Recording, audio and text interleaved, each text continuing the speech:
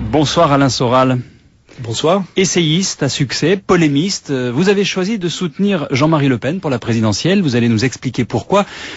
Pour un ancien marxiste, ce virage mérite explication. Alors déjà peut-être, comment vous définissez un marxiste, un lepéniste et comment on passe de l'un à l'autre?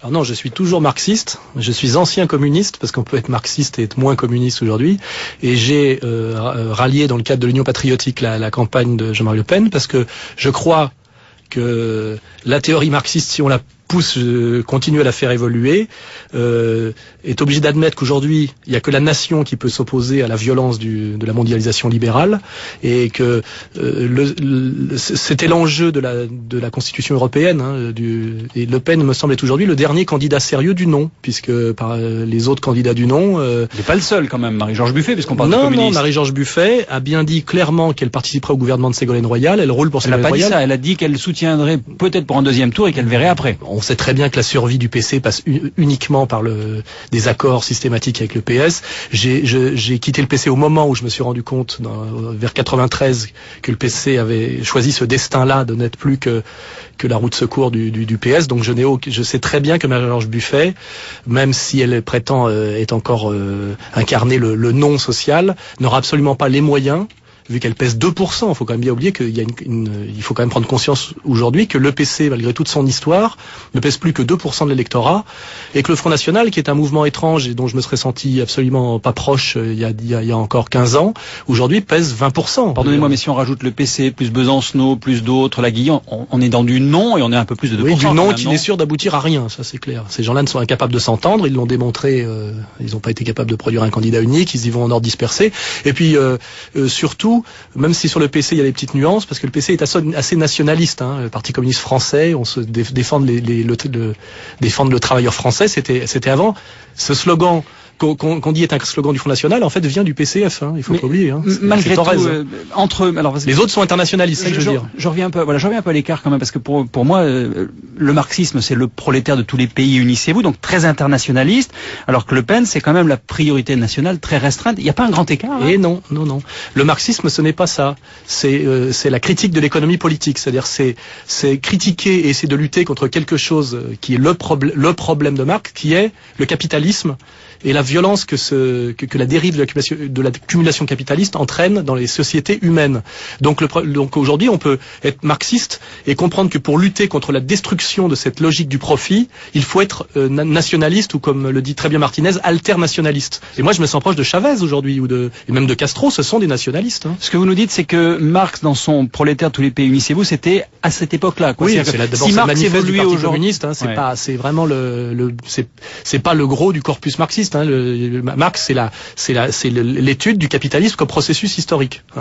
Mais est-ce que vous irez jusqu'à dire que si on suit votre raisonnement et si on continue l'analyse, Marx aujourd'hui voterait Le Pen? Oui, je pense qu'aujourd'hui, si Marx était vivant et qu'il ait continué à réfléchir et à voir l'échec du socialisme soviétique, c'est-à-dire du tout État, l'évolution des rapports de classe et la complexification des rapports de classe, et trois, comment dirais-je, ce capitalisme mondialiste supranational et financier qui est le nôtre aujourd'hui, il dirait le seul levier pour lutter contre cette violence, puisqu'on est toujours dans l'histoire réelle et concrète, et que Marx était un réaliste parmi tous, il dirait la seule force sérieuse aujourd'hui qui existe en France pour lutter contre ça, et il faut s'en servir, c'est le Front National. Alors pas le Front National des années 60 ni 70, mais ce qu'il est en train de devenir et ce qu'il peut continuer à devenir si des gens comme moi le rallient. Et je ne fais jamais en tant ancien intellectuel communiste de rallier ma base, puisque les électeurs du Front qui l'ont fait passer de 2 à 20% en 15 ou 20 ans, ce sont des anciens communistes, il faut pas rêver. Avant de parler du fond du programme de Jean-Marie Le Pen, un mot sur vous encore, parce que vous êtes un peu rebelle quand même, vous êtes très enthousiaste.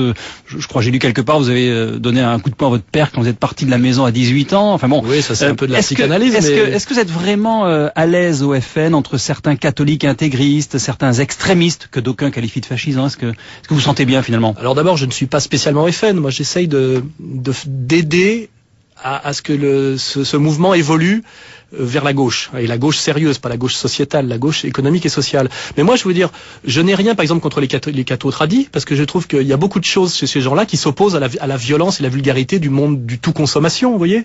Il faut oublier que l'écologie est à l'origine une idéologie de droite. Et moi, je crois aujourd'hui, pour des raisons dialectiques et profondément marxistes, à la réconciliation des réactionnaires qui avaient souvent raison et des progressistes qui se sont rendus compte qu'ils ont été souvent trompés comme moi, contre les libéraux qui se sont toujours moqués des deux. Et je crois que c'est ça la Sainte Alliance qui est en train de se faire et qui devrait se faire sous l'égide du Front National. C'est cette alliance des réactionnaires qu'on appelle les nouveaux réactionnaires. Hein. Il y a même Finkielkraut là-dedans, hein, des gens que vous trouvez très bien, et d'ailleurs moi aussi parfois, et des anciens progressistes comme moi qui ont vu les limites de l'idéologie du progrès, les limites de la modernité. Vous savez, c'est cette modernité qui justifie qu'il y ait un monde à deux vitesses, qu'il y ait des exclus de la croissance. Et si on arrivait à faire cette union sacrée-là, d'abord il y a beaucoup de fraternité là-dedans, et peut-être résister à la mondialisation libérale, et puis sauver la France, qui est pas mal. Je ne trouve Finkielkraut ni mieux ni vous ni mieux ni moins, parce que moins lui, bien que vous-même. Il est très proche de mes idées, mais il se fait moins attaquer que moi, bizarrement. Vous critiquez l'absence de, c'est bien fait critiquer il n'y a pas très longtemps, vous critiquez l'absence de fond chez Ségolène Royal,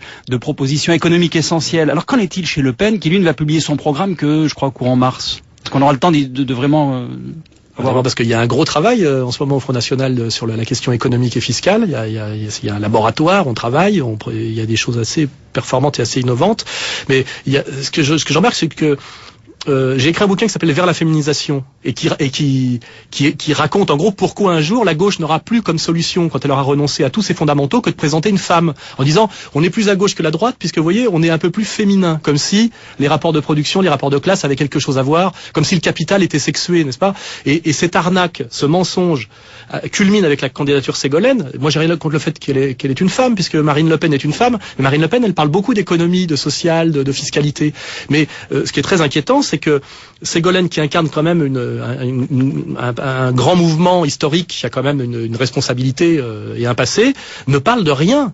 Elle sourit, émotion, psychologie. Pour l'instant, Le Pen non plus, on n'a pas son programme, on n'a pas... Si vous avez lu le discours du BBR, sur la réforme fiscale, sur les droits de douane, sur il y a quand même, la différence c'est que c'est pas très médiatisé parce que c'est tellement bon économiquement le programme du Front que c'en est gênant. On va en parler, on aura l'occasion d'inviter à nouveau Jean-Marie Le Pen. Merci en tout cas. Juste un mot, quel score vous voyez pour Le Pen au premier tour? Moi, je suis sûr qu'il sera au-dessus de 20%, s'il a ses signatures, parce que le vrai scandale, c'est ça, c'est que ce candidat qui représente 55% des Français, quand on voit par rapport au choix par rapport au non et au oui à la Constitution. 17%, je crois, au dernier il est le seul candidat sérieux des candidats du non à la Constitution européenne. Et ça, c'est votre lecture, hein. Oui, c'est ma lecture, mais elle est assez sérieuse. Les autres sont tous des candidats du oui, Bayrou y compris. Il ne serait pas normal qu'ils ne puissent pas se présenter à cause d'histoires de signatures. Ça serait totalement antidémocratique. Et moi-même, je pars la semaine prochaine, pendant une semaine, chercher des signatures auprès des maires.